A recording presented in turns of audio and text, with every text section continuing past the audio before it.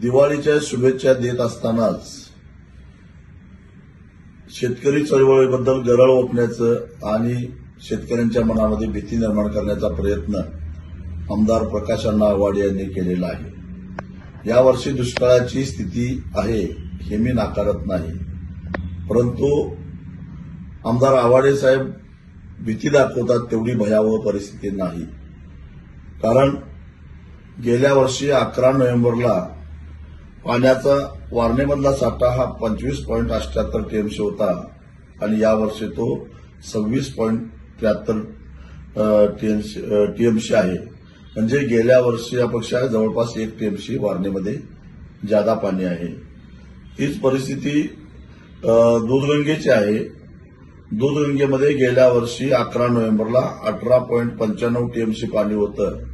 यावर्षी 11 नोव्हेंबरला 20.95 टीएमसी आहे। म्हणजे इथं सुद्धा 1 टीएमसी जादा पाणी आहे। जर वर्षभरामध्ये व्यवस्थित आणि काटकसरीनं पाण्याचा वापर केला तर अगदी मे अखेरपर्यंत सुद्धा पाण्याचा तुटवडा पडणार नाही अशी स्थिती आहे। परंतु शेतकऱ्यांच्या मनामध्ये भीती निर्माण करण्यासाठी धरणातलं पाणी न सोडता नद्या कोरड्या पाडणं, त्याचबरोबर जाणीवपूर्वक भारनियमन वाढवणं, असं करून शेतकऱ्यांची पिकं वाढवण्याचा प्रयत्न केला तर निश्चितच शेतकरी अडचणीत येऊ शकतात। म्हणजे सरकारमध्ये आपला असणारा अधिकार वापरून शेतकऱ्यांना ब्लॅकमेल करण्याचा उद्योग ही मंडळी करण्याची शक्यता नाकारता येत नाही, परंतु यांना भीक घालण्याचं काही कारण नाही। एकूणच ऊसाचं क्षेत्र कमी करण्याबद्दल आम्ही सुद्धा ऊस परिषदेमध्ये सांगितलेलंच आहे आणि एवढं करून जर का ऊसाची शेती तोट्याची करायची असेल तर ज्यांना पाणी उपलब्ध 2-3 महिन्याचं आहे त्यांनी येत्या 3 महिन्यामध्ये शाळू आणि गव्हाचं जर पीक घेतलं तर कुटुंबाला लागणाऱ्या ज्वारी आणि गहू उपलब्ध होऊ शकतो। कारण गव्हाचे दर वाढतायत, ज्वारीचे आणि शाळूचे दर ताहेत, हेही आम्ही सांगितलेलं आहे। त्यामुळे अण्णांनी त्याची चिंता करण्याची काही कारण नाही। त्यांनी पुढच्या वर्षी आपला कारखाना पूर्ण क्षमतेनं कसं चालेल याची चिंता करावी, कारण यावर्षी लागणी कमी झालेली आहे आणि पुढे होण्याची शक्यता फार कमी आहे। जर गेल्या वर्षी तुटलेल्या ऊसाचे 400 रुपयाचं बिल निघालं तरच यावर्षी आता नोव्हेंबर आणि डिसेंबरमध्ये शेतकरी लागणी करतील, अन्यथा शेतकरी ऊस लावायच्या मनस्थितीमध्ये नाहीत। अण्णांनी पाठिंबा दिलेला केंद्र सरकारनं आधीच रासायनिक खताच्या किमती इतक्या भरमसाठ वाढवून ठेवलेल्या आहेत, ऊस शेती परवडण्याच्या पलीकडे गेलेल्या आहेत। खरं तर प्रकाश अण्णांची सलगी ही राज्याच्या मुख्यमंत्र्यांच्या बरोबर आहे, दोन्ही उपमुख्यमंत्र्यांच्या बरोबर आहे, त्याचबरोबर केंद्रीय सहकार मंत्री अमित शाह साहेब यांच्याबरोबर सुद्धा आहे।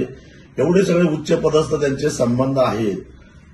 त्यांनी माझ्यावर आरोप केलेला आहे की ही चळवळ मी निवडणूक डोळ्यासमोर ठेवून करतोय।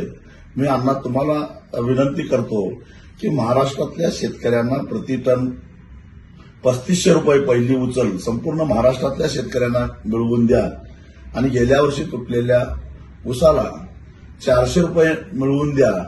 मी लोकसभेची निवडणूक अजिबात लढवणार नाही जर तुम्ही या गोष्टी केल्या। अजून पुन्हा तुम्हाला अण्णा सांगतो, तुम्हाला जर माझ्या चळवळीमध्ये राजकारणाचा वास येत असेल तर तुम्ही संपूर्ण महाराष्ट्रातल्या ऊस उत्पादक शेतकऱ्यांना 3500 रुपयाची पहिली उचल मिळवून द्या आणि यावर्षी गेल्या वर्षी तुटलेल्या ऊसाला तुम्ही 400 रुपये दुसऱ्या हप्त्याच्या रूपामध्ये मिळवून द्या। मी तुम्हाला खात्रीनं सांगतो की मी तुमच्या विरोधातच नाही, कुणाच्याच विरोधात लोकसभा लढवणार नाही।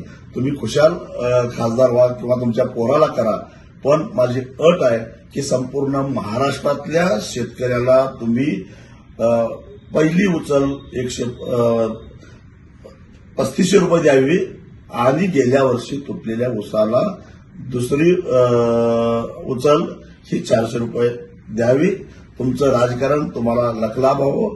मी चळवळीसाठी जगणारा माणूस आहे, चळवळीसाठी राजकारण करणारा माणूस आहे। अण्णा तुमचं मात्र तसं नाही, तुमची दुकानदारी वेगळी आहे।